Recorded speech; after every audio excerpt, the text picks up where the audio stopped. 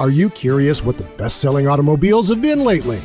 CNBC.com shares the automotive industry's best-selling vehicles of 2020, starting with number 10, the Toyota Tacoma.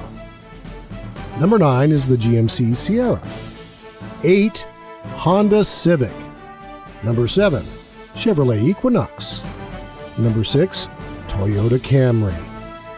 Number 5, the Honda CR-V. Number 4 is Toyota's RAV4. Next at number 3 is the Ram pickup truck series. Number 2 is the Chevrolet Silverado. And number 1, for the 39th consecutive year, is Ford's F-Series pickup.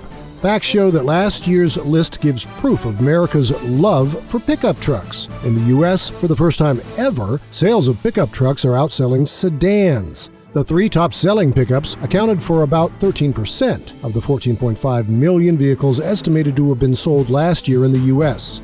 And while Ford, Chevy, and GMC all have the top sellers, the Toyota Tundra and Nissan Titan sell enough to be competitive as well.